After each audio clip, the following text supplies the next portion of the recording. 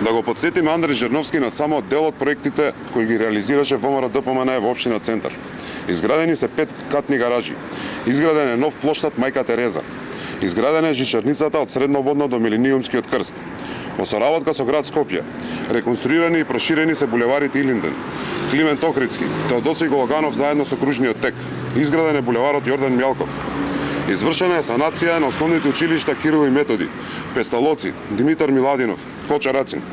Изградени се спортски сали во училиштата 11 октомври и во рамките на факултетот за физичка култура. А во тек на градба се салата во Свети Кирил и Методи, како и во домот за деца без родители 11 октомври во Капиштец. Во финална фаза и проектот Скопје 2014. Инвестициите во споменици не беа со пари од буџетот на општина Центар. Владата ги обезбеди парите од централниот буџет. Жерновски бесрамно лаже дека општината трошела пари за споменици. Општината само ги инвестираше парите во намена која определи владата, бидејќи таа ги обезбеди парите. Жерновски ја злоупотребува својата позиција и доверба од граѓаните со сомнителни сделки и огромни суми пари за уредување и поплучување на една улица. И тоа не може да се оправда ако некој помине на таа улица. Криминалот не се анулира и дефокусира со такви ефтини трикови. Факт е дека Жерновски потроши огромна сума на пари. Дури 2629 евра за секој еден метар, како тоа да се златни плочки, а не обичен бекатон. Жерновски не може и не смее да избега од сериозниот сомнез за криминал и корупција за овој случај, затоа што граѓаните поминувале низ таа улица, која впрочем постоеше и претходно, а всушност и тоа е намената како и на секоја друга улица. Жерновски за целиот свој мандат ќе биде запаметен по тоа што изградил само 2 улици, од по 200-300 метри, и за нив потроши над 1,2 милиони евра. Жерновски за целиот свој мандат не успеа да изгради ниту едно училиште, кое заедно со градинката беше однапред подготвено се од претходниот градоначалник на ВМРО ДПМН.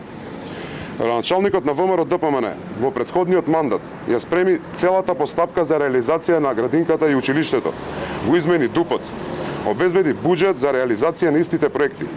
Му остави на тацна буквално готови проекти на Жерновски, а тој не успеа ниту да ги реализира.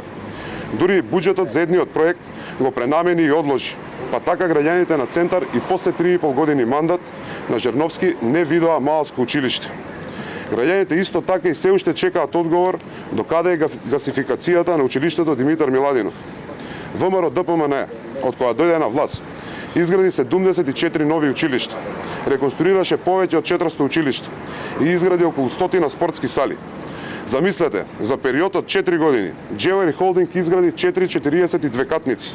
За период од 2 години беше изграден аеродромот Александар Велики, а Жерновски не може да изгради ниту едно малско училиште за кое имаше и подготвен буџет. Едноставно само да почне да гради. Помина времето кога Жерновски ја криеше својата неспособност со сладкоречиви изјави и Facebook статуси. Граѓаните имаат реални потреби и проблеми на кои тој не може да одговори. Па затоа, граѓаните на општина Центар на престојните парламентарни избори ќе стават крај на ваквото владење на Андреј Жерновски и СДСМ. Ви благодарам.